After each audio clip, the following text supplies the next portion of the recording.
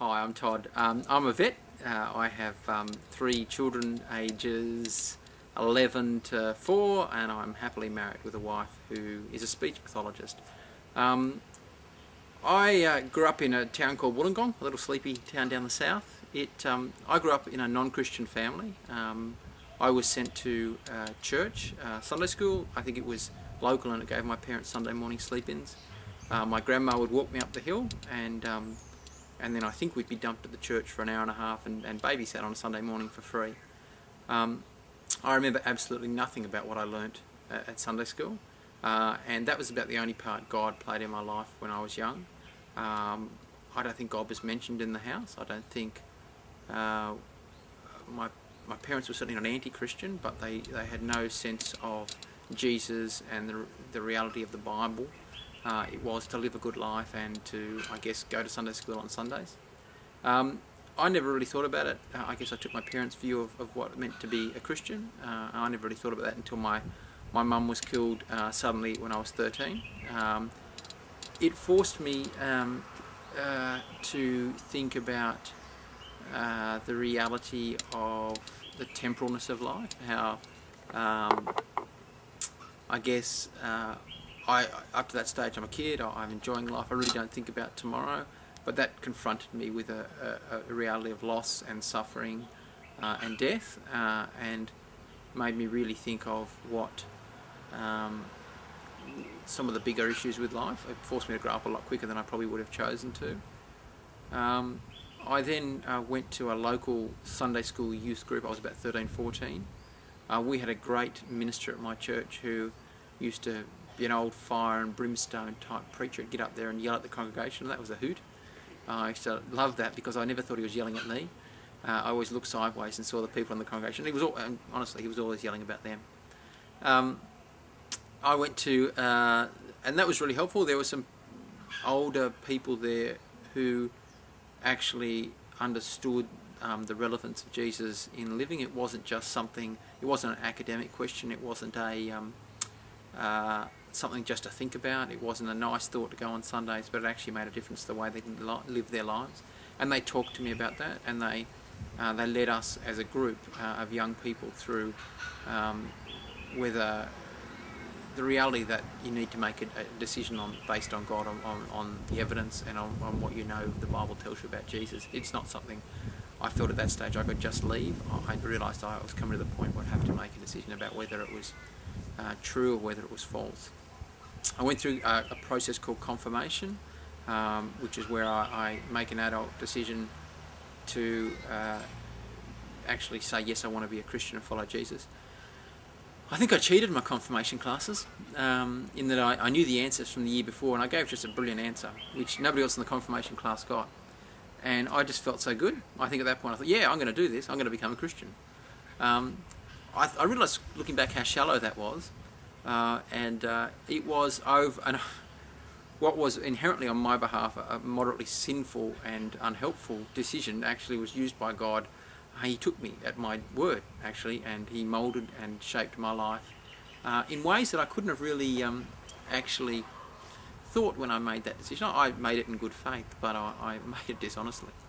I then grew up, did high school, left home as soon as I could, kissed my father and my sister goodbye as I shook the dust off my feet, and came to Sydney, and went to a place where I found university extraordinarily helpful.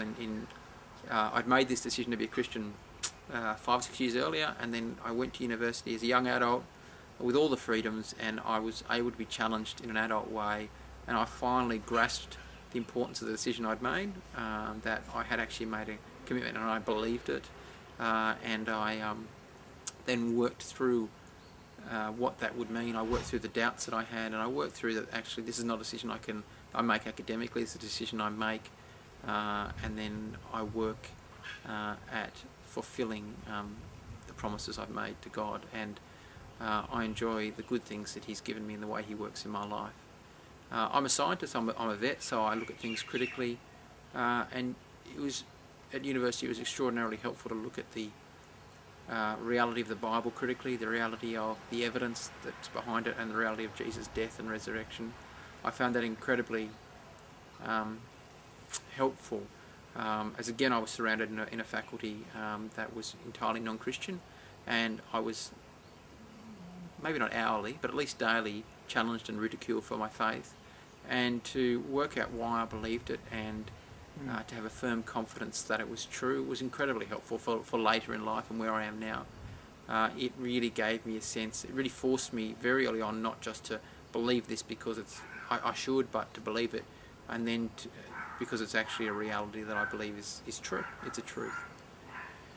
I guess I grew up, I left uni, went into practice, was worked into the ground by various bosses early on, married quite young, had kids, it's all quite good, work now in my own business, and I guess at the moment being a Christian, it is just an extraordinarily integral part of my life. I can't think of myself in a different context.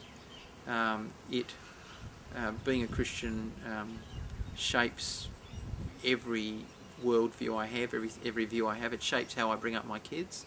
It shapes my desires for them. It shapes the things that my wife and I think are important.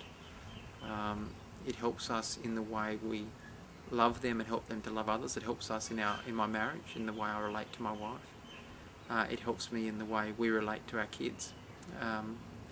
I guess it gives us, being a Christian gives me a really firm confidence in life and death, a really firm confidence in why I'm here and what my purpose is and my ultimate goal.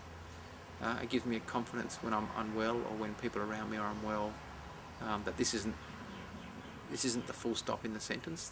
There's another paragraph, a better paragraph to come. This is the end of the first chapter. Yeah, that's a good analogy. I like that one. I hope you like that too. It gives me a sense when I look at creation that I don't worship the creation, but I worship the God that made it. It gives me a sense when I look at my kids, I don't worship my kids, but I worship the God that made them. Jesus is my centre. He is the centre, my moral centre, my future centre, my hopes.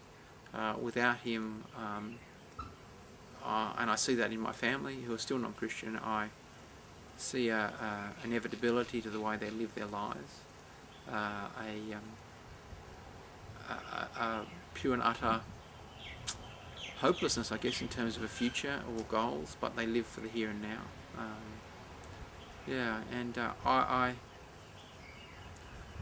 I guess I'm still criticised by those around me. I'm still surrounded by mostly non-Christians, and I think the world itself would view my views as unusual and as that I use Jesus as a crutch.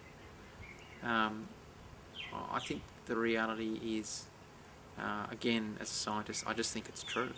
I think, and thankfully for me, that has enormous blessings in my life and the lives of those around me.